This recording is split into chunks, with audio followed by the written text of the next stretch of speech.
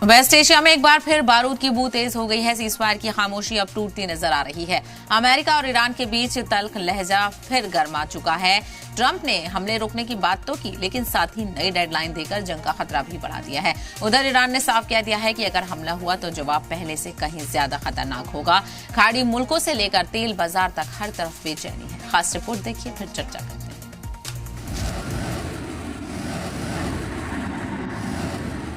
Ceasefire के चंद दिनों की खामोशी के बाद वेस्ट एशिया में फिर जंग की आहट सुनाई देने लगी है। अमेरिकी सदर डोनाल्ड ट्रंप ने दावा किया है कि खाड़ी मुल्कों की दरख्वास्त पर ईरान पर हमला टाल दिया गया, लेकिन साथ ही उन्होंने ये भी कह दिया कि ये मोहलत सिर्फ अगले हफ्ते तक है। So they called up, they had heard I made the decision. They said, "Sir, could you give us a couple of more days?" Well, I mean, I'm saying 2 or 3 days, maybe Friday, Saturday, Sunday, something, maybe early next week, a limited period of time. यानी बारूद अभी ठंडा नहीं हुआ, सिर्फ चिंगारियां दबाई गई हैं। अमेरिका के नायब सदर जेडी वेंस ने भी कहा कि अमेरिका लॉक्ड एंड लोडेड है, यानी हर तरह की फौजी कार्रवाई के लिए पूरी तरह तैयार। We think that we've made a lot of progress. We think the Iranians want to make a deal. The President of the United States has asked us to negotiate in good faith, and that's exactly what we've done. So we're in a pretty good spot here, but there's an option B. And the option B is that we could restart the military campaign to continue to prosecute the case, to continue to try to achieve America's objectives. And we could talk a little bit about what that looks like, but that's not what the president wants. लेकिन इस बार Iran भी 2019 वाला Iran नहीं है। Tehran ने साफ अल्फाज में चेतावनी दी है कि अगर हमला हुआ तो जवाब नए हथियारों, नए टेक्नोलॉजी और नए तरीकों से दिया जाएगा। ईरानी फौज और रेवोल्यूशनरी गार्ड्स पहले ही मिसाइल और ड्रोन ताकत का मुजाहिरा कर चुके हैं, जिसने अमेरिका और उसके हिमायती मुल्कों की नींद उड़ा दी है। इजराइल से आने वाली रिपोर्ट्स भी हालात की तशवीशनाकी बढ़ा रही हैं। एक इजरायली डिप्लोमेट ने दावा किया है कि तेल अवीव ईरान पर दोबारा हमला शुरू करने के सबसे करीब है। उधर ईरान हामी ग्रुप्स भी खुलकर मैदान में आने के इशारे दे रहे हैं। यूएई पहले ही एक ड्रोन हमले से हिल चुका है। बाराका न्यूक्लियर प्लांट पर हुए हमले ने पूरे खाड़ी इलाके को डरा दिया। ईरान के सख्त रुख वाले हलकों ने यूएई पर अमेरिका को फौजी सहूलतें देने का इल्जाम लगाया है। अगर जंग दोबारा शुरू हुई तो सिर्फ मिसाइलें ही नहीं चलेंगी, तेल के कुएं, बंदरगाह, गैस टर्मिनल और समुद्री रास्ते भी निशाने पर होंगे। दुनिया की सबसे अहम तेल सप्लाई लाइन बाबल मंदेब स्ट्रेट, जहां यमन के हौसी असर रखते हैं, वो भी जंग का बड़ा मैदान बन सकता है। और अगर वहां जहाज रुके तो सिर्फ वेस्ट एशिया नहीं, पूरी दुनिया की इकोनॉमी हिल सकती है। तेल की कीमतें आसमान छू सकती हैं, ग्लोबल मार्केट में अफरा तफरी मच सकती है। यानी ये सिर्फ अमेरिका और ईरान की लड़ाई नहीं होगी, बल्कि पूरी दुनिया इसकी तपिश महसूस करेगी। फिलहाल दुनिया की निगाहें वेस्ट एशिया पर टिकी हैं, जहां एक तरफ सियासी बातचीत की कोशिशें जारी हैं, तो दूसरी तरफ मिसाइलें और ड्रोन भी तैयार खड़ी हैं। अब देखना ये है कि आने वाले दिन हमने लेकर आते हैं या फिर वेस्ट एशिया एक बार फिर जंग की आग में झुलसता है। ब्यूरो रिपोर्ट, सलाम टीवी। और इसी को लेकर खास बातचीत करते हैं। हमारे साथ रिटायर्ड ब्रिगेडियर शरदेंदु जी जुड़ गए हैं, इंटरनेशनल एक्सपर्ट हैं, और रिटायर्ड लेफ्टिनेंट कर्नल जीएस सोधी हमारे साथ हैं, डिफेंस एक्सपर्ट हैं। डॉक्टर अजिताभ जी भी हमारे साथ हैं, फॉरेन एक्सपर्ट। आप सभी का बहुत इस्तकबाल है। अजिताभ जी, आपसे शुरुआत करना चाहेंगे, ये जिस तरह की बयानबाजियां देखने को मिल रही हैं, इन तमाम इशारों के क्या मायने हैं? अमेरिका हमले की तैयारी करता है, फिर रुक जाता है, फिर ईरान को धमकाता है, आखिर चाहता क्या है अमेरिका?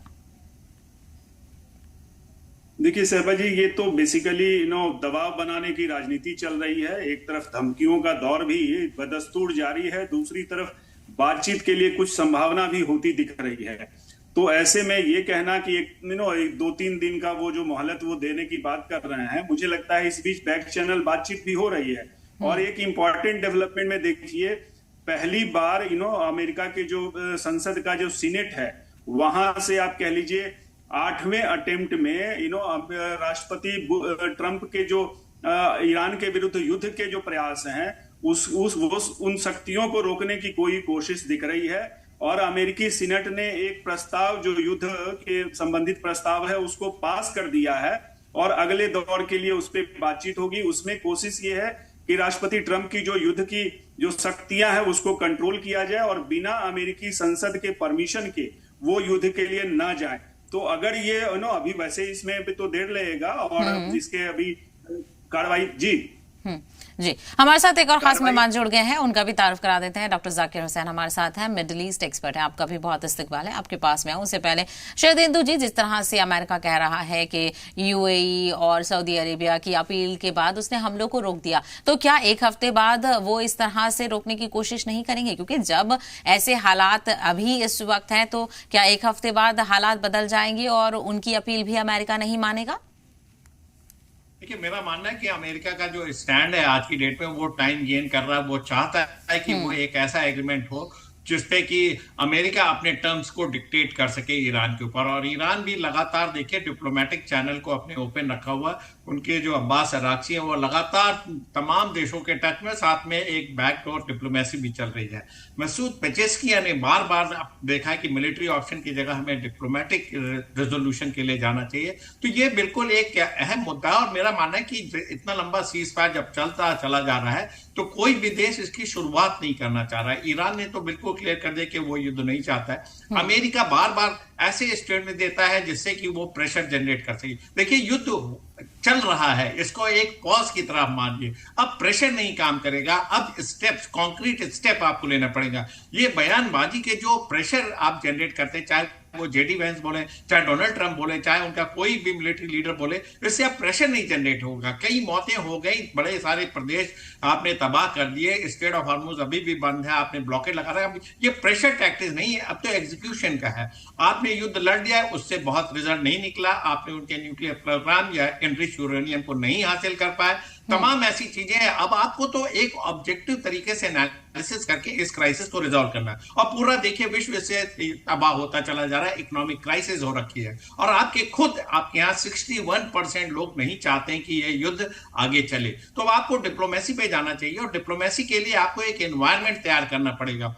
जिस तरीके का अमेरिका स्टेटमेंट देता है, जिस तरीके से जेडी वंस ने बोला है, ये डिप्लोमेसी का में बात करने का एनवायरनमेंट क्रिएट करना नहीं। आपको एक तरीके का ट्रस्ट डेवलप करना पड़ेगा, या एटलीस्ट नॉर्मलाइज करना पड़ेगा, जिससे कि लोगों की बातें सुन सकें। और मेरा मानना है कि ईरान की तैयारी इस बार ज्यादा बेहतर। इस जो पॉज को अमेरिका ने जो मौका दिया ईरान को, उसने अपने आप को रीस्ट्रक्चर कर रखा है। मिसाइलों का इंडिजिनस प्रोडक्शन किया, और किस तरीके से अब फर्दर युद्ध लड़ेगा उसने तय कर रखा है। अमेरिका को तो वो डायरेक्ट चोट उनके स्टेट में हमला नहीं कर सकता, लेकिन एक बात तो तय कि तबाही मिडिल ईस्ट में होने जा रही है। तमाम छोटे देश जिसका सिक्योरिटी अम्ब्रेला अमेरिका देता था, वो सब तबाह होंगे। ऑयल रिफाइनरी जाएंगी, डिसैलिनेशन प्लांट जाएंगे, तमाम ऐसे जो छोटे देश हैं जो अपनी सुरक्षा नहीं कर सकते, जिसमें यूएई, अमन और ओमान और कुवैत शामिल है। एक तरीके का प्रेशर ईरान ने जनरेट कर रखा। और वर्ल्ड में जिस तरीके से क्राइसिस हुई है, ये मेरा मानना है कि अब समय है बातचीत करने का। ईरान को भी 28 फरवरी के पहले नो टैरिफ वाले जोन में जाना पड़ेगा, तभी बात बनेगी। और एक सजेशन है, अगर आप लॉन्ग लास्टिंग सोल्यूशन चाहते हैं, तो अमेरिका कहता है आप न्यूक्लियर प्रोग्राम डेवलप ना करें, फर्दर इन्वेस्टमेंट ना करें, आप 1 डिकेड या 2 डिकेड की बात करते हैं, लेकिन उन 2 डिकेड में आप सुरक्षा की गारंटी दें ईरान को कि इस 2 डिकेड में जब वो अपना फर्दर इन्वेस्टमेंट नहीं करेगा, कोई अटैक ईरान पे नहीं होगा या उसके एलाइज। बिल्कुल, यही तो ईरान चाहता है। वो कह रहा है कि हमें मुकम्मल जंगबंदी चाहिए। जी, मैं आपके पास लौटूंगी। डॉक्टर जाकिर हुसैन, छोटा सा जवाब चाहेंगे कि जिस तरह से जो और अखाड़ी मुल्क हैं वो अमेरिका पर हमले न करने का दबाव बना रहे हैं, कोशिश ये भी तो होनी चाहिए कि इस मसले को सुलझाया जाए। हालांकि ये खबर सामने आ रही है कि कतर अब मीडिएशन कर सकता है, उसको माहिर माना जाता है। तो क्या ये समझा जाए कि हालात बेहतरी की तरफ बढ़ रहे हैं, या अभी भी मुश्किलों का दौर चल रहा है? ये हालात जो है 50-50 है। लेकिन ट्रम्प के सामने ये प्रॉब्लम आ रही है कि वो एक स्टेटमेंट, बड़ा स्टेटमेंट दे देते हैं और वो चीज़ें होती नहीं है, फिर उसको जो है सुपर इम्पोज करते हैं एक अदर स्टेटमेंट से, और चीज़ें जो है बहुत ही वोलेटाइल हो जाती हैं। सिर्फ बैटलफील्ड में ही नहीं है ईरान और ट्रम्प या रीजनल में, बल्कि इसका असर पूरी दुनिया पे पड़ रहा है। स्टॉक मार्केट पे पड़ रहा है, इन्वेस्टमेंट फ्लो पे पड़ रहा है, डेवलपमेंट में पड़ रहा है। तो इससे जो है जो ओवरऑल रिपरकशन और कैस्केडिंग इफेक्ट आ रहे हैं, उससे जो है अमेरिकन माहिरीन भी परेशान है कि अब किया क्या जाए।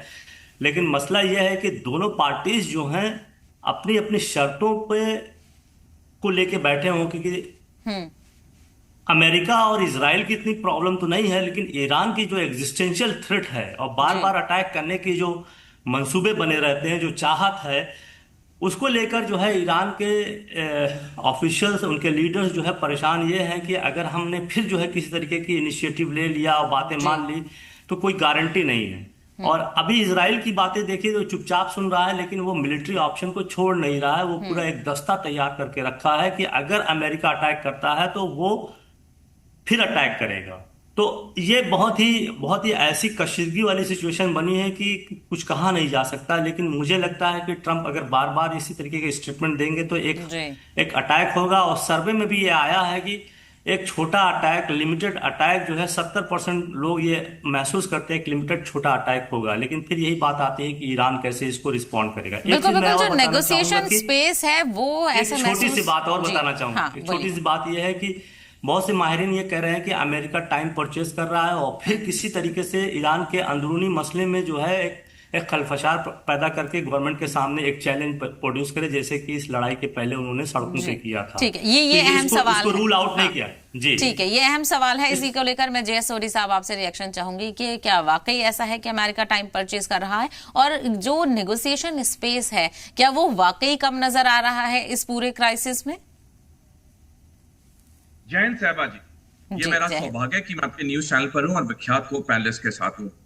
अमेरिकी सेना के हर अफसर के लिए 2 किताबें पढ़नी अनिवार्य है, द पावर ऑफ ज्योग्राफी और द प्रिजन ऑफ ज्योग्राफी, जो टिम मार्शल ने लिखी है। इसीलिए आज तक किसी भी अमेरिकी सेना अध्यक्ष ने अपने अमेरिकी राष्ट्रपति को सलाह नहीं दी ईरान पे हमला करने के लिए, क्योंकि ईरान के पक्ष में पूरी तरह से टेरेन है या भूगोल है या ज्योग्राफी है। 12 फरवरी को जब डिस्कशन चल रहा था व्हाइट हाउस में ईरान युद्ध को लेकर, तब अमेरिका के सेना अध्यक्ष chief of joint staff general Dan Caine ने कहा था राष्ट्रपति ट्रंप को कि अमेरिका को ईरान पे हमला नहीं करना चाहिए, अन्यथा अमेरिका के लिए घातक साबित होगा। दुनिया ने देखा कि 40 दिनों में ये जो युद्ध हुआ, ईरान ने 2 बड़ी सैनिक शक्तियों को, अमेरिका और इजराइल को, किस तरह से शिकस्त पहुंचाई है। साहबा जी, जब से ये युद्ध विराम शुरू हुआ है 8 अप्रैल सुबह 2 बजे ईरान समय से, तब से लेके आज तक राष्ट्रपति ट्रंप ने कई कड़वे बयान दिए हैं कि वो युद्ध विराम तोड़ देंगे। फिर वो कहते हैं मैं तोड़ नहीं रहा क्योंकि पाकिस्तान ने रिक्वेस्ट की, फिर वो कह रहे हैं सऊदी अरेबिया ने रिक्वेस्ट की। हकीकत ये है कि ना अमेरिका और ना इजराइल में हिम्मत है या हिमाकत है ये युद्ध विराम तोड़ने की, क्योंकि ईरान ने इस 2 फ्रंट वॉर की तैयारी दशकों से की थी। 19 जनवरी 1981 को अमेरिका और ईरान के बीच अल्जियर्स अकॉर्ड साइन हुआ था, जिसमें अमेरिका ने लिख के दिया था ईरान को कि वो कभी भी ईरान पे सैनिक हमला नहीं करेगा। लेकिन 7 साल बाद 18 अप्रैल 1988 को अमेरिका ने ऑपरेशन प्रेइंग मैंटिस किया ईरान पे, जिसपे ईरान के 3 युद्धपोत डूबे, 2 लड़ाकू विमान बर्बाद हुए, 56 ईरानी सैनिक मारे गए। उस दिन ईरान को विश्वास हो गया कि उसे अमेरिका और इजराइल के साथ युद्ध होगा, कभी ना कभी उसे पूरी तैयारी करनी होगी। और 1988 से लेकर आज तक जो ईरान ने तैयारी की है उसका पूरा एक नमूना बन चुका है दुनिया के सामने पॉजिटिव सेंस में। और जगह जगह पे अब दुनिया में सेमिनार हो रहे हैं जहां पे ईरान की जीत से सबक और सीख लिया जा रहा है हर देशों में जिनके ऊपर युद्ध के बादल मंडरा रहे हैं। तो सहबा जी, अमेरिकी राष्ट्रपति कुछ भी कह लें, आज वो अंतर्राष्ट्रीय तौर पर आइसोलेटेड है। अब घरेलू तौर पे पूरी आवाम उनके खिलाफ है। यहां तक कि सेनेट में 4 रिपब्लिकन सेनेटर्स ने डिफेक्ट मतलब क्रॉस वोटिंग की है। डोनाल्ड ट्रंप में ना हिम्मत है ना हिमाकत है इस युद्ध विराम को तोड़ने की। बिल्कुल, ये कई सारी पेचीदगियां हैं जो नजर आती हैं। डॉक्टर अजिताभ जी, जिस तरह से ये परसेप्शन है, एक ये नजर आता है और एक दूसरी तरफ परसेप्शन है जो जेडी वेंस कह रहे हैं कि अमेरिका लॉक्ड एंड लोडेड है, बस अगर कोई भी गलती की जाती है तो फिर अमेरिका चूकेगा नहीं। तो ये 2 अलग अलग तरह के परसेप्शन बनाकर अमेरिका क्या करने की कोशिश कर रहा है? देखिए, जैसे मैंने कहा सभा जी, ये पूरी तरह से ईरान को मनोवैज्ञानिक दबाव देने की कोशिश की जा रही है। और इस बीच देखिए संयुक्त राष्ट्र संघ में भी एक रेजोल्यूशन जो पेश किया गया है बहरीन और अमेरिका के द्वारा, जिसको गल्फ के कई अन्य देशों ने सपोर्ट भी किया है। उस रिजोल्यूशन में ईरान से दरख्वास्त की गई है कि हॉर्मुज में जो ब्लॉकेज है उसको खोले। हालांकि अमेरिका के ब्लॉकेज की उसमें बात नहीं की गई है, लेकिन जो इंटरनेशनल वाटरवेज है उसमें फ्री नेविगेशन की बात की गई है। और ईरान से यह भी रिक्वेस्ट किया गया है कि जो हॉर्मुज में बारूदी सुरंगें अगर ईरान ने बिछाई है तो उसको भी हटाने में हेल्प करे, उसको हटाए, सो दैट कि वहां पे व्यापार का जो इस तरह से इतनी बड़ी ऊर्जा संकट जो व्याप्त है और इससे खाद्यान्न संकट भी बहुत ज्यादा हो रहा है। अभी देखिए यूनाइटेड नेशंस की रिपोर्ट आ रही है कि लगभग 4.5 करोड़ लोग भुखमरी के कगार पे चले जाएंगे अगर हॉर्मुज में इस तरह से ब्लॉकेज कंटिन्यू रहा। दूसरी तरफ देखिए फर्टिलाइजर की क्राइसिस पूरे दुनिया में हो रही है, उससे खाद्यान्न संकट और ज्यादा गहरा आ रहा है। ऐसे में ईरान और अमेरिका दोनों को एक लचीला रुख अपना के इसकी सॉल्यूशन की बात करनी चाहिए। युद्ध से कोई परिणाम तो निकलने वाला नहीं है। बिल्कुल। और वही शरदेंदु जी, जिस तरह से अमेरिका यहाँ पर अपने परसेप्शन को दिखा रहा है, लेकिन क्या वो ये हिमाकत कर रहा है? क्योंकि अब ईरान 2019 वाला ईरान नहीं है। अब तेहरान ने साफ कह दिया है कि अगर आप लॉक एंड लोडेड हैं तो ईरान भी पूरे टेक्नोलॉजी और हथियारों के साथ हमला करने के लिए तैयार बैठा है।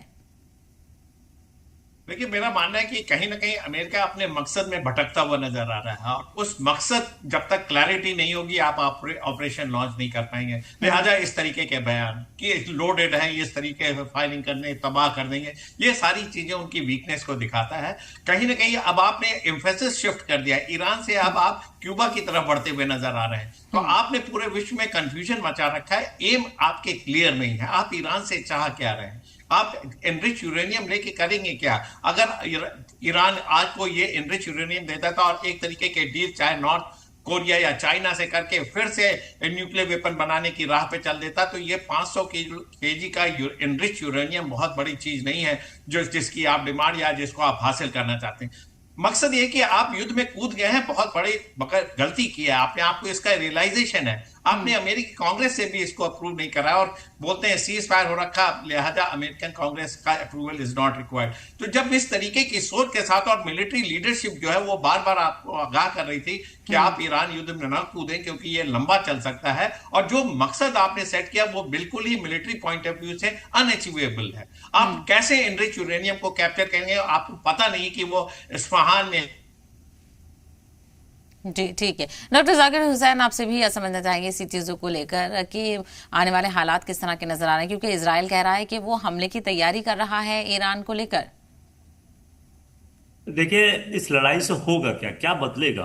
आप जाएंगे जो है कुछ हजार जो है अटैक करेंगे, बॉम्ब गिराएंगे, ईरान की जो है फिर से वही इंफ्रास्ट्रक्चर है, वाइटल बेसिस पे जो है अटैक करेंगे। उसके बाद फिर क्या? ईरान का जो स्टेटमेंट आ गया तो उसकी तो मिसाइल क्षमता और ज्यादा बढ़ गई है।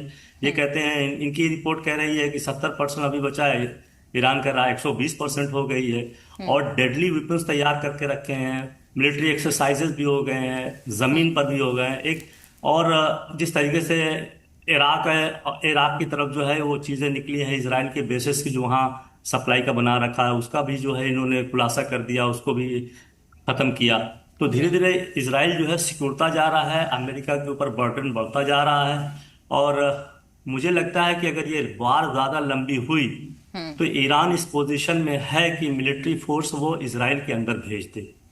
इसमें कोई बैद नहीं है कि क्योंकि वो भेज रहे हैं, वो अटैक कर रहे हैं, तो ईरान के पास भी इतनी कैपेबिलिटी है, इराक के जरिए, लेबनान के जरिए एक बड़े जो है कुछ लोगों को भेजेगा। और अल्टीमेटली हम यही देख रहे हैं कि ईरान इसी पे आएगा कि इजराइल के अंदर ही पिच बैटल कराए, तभी जाके इजराइल जो है बैक फुट पे आएगा, चीजों को समझेगा, अमेरिका इस बात को समझेगा, और एक कंप्लीट सीज फायर तभी हो पाएगी। नहीं तो ऐसे जो बयानबाजी से, अटैक से कुछ होने नहीं जा रहा है, क्योंकि दोनों के मकसद बिल्कुल अलग है। एक एक्सपेंशन चाहता है, दूसरा अपना जो है वजूद की लड़ाई लड़ रहा है।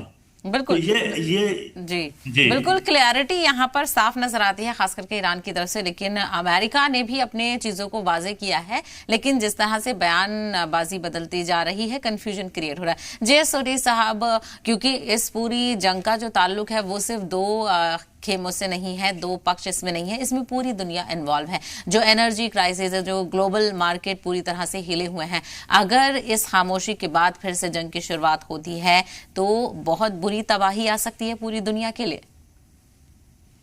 शाहबाज जी, बिल्कुल 1945 जब दूसरा विश्व युद्ध खत्म हुआ, उसके बाद ये ईरान इजराइल अमेरिका का युद्ध है जिसने पूरी दुनिया को चपेट में लेके रखा है। 1945 से इस युद्ध से पहले जो भी युद्ध हुए उनका जो इफेक्ट था पूरी दुनिया में नहीं था, उसका इफेक्ट लोकलाइज था, चाहे रूस यूक्रेन युद्ध हो, चाहे वियतनाम युद्ध हो। लेकिन ये एक ऐसा युद्ध है जिसने पूरी दुनिया के हर देश को, हर नागरिक को चपेट में ले लिया है। अगर हम भारत को ही देखें, यह युद्ध शुरू होने से पहले भारत दुनिया की चौथी सबसे बड़ी अर्थव्यवस्था था। आज गिर के हम दुनिया की छठी सबसे बड़ी अर्थव्यवस्था बन चुके हैं। यानी हम देख सकते हैं कि भारत के अंदर ही कितना फर्क आ गया। हमने देखा पिछले 5 दिन में 2 बारी हमारे यहाँ पे तेल की कीमतें बढ़ी, यानी कि कोई भी देश इस युद्ध से छूटा नहीं है। अब फर्टिलाइजर्स की कमी हो रही है पूरी दुनिया में, उसके बाद गैलियम की कमी हो रही है जो सेमीकंडक्टर्स में लगते हैं। तो यानी कि इस युद्ध ने पूरी दुनिया को चपेट में लेके रखा हुआ है। लेकिन साहिबा जी, मैं एक और चीज कहना चाहूंगा। आज से 20-25 साल बाद जब इस दौर का इतिहास लिखा जाएगा, ये अमेरिका और इजराइल का सबसे बड़ा ब्लंडर या भूल माना जाएगा, क्योंकि इसके बाद 3 बड़ी चीजें होंगी।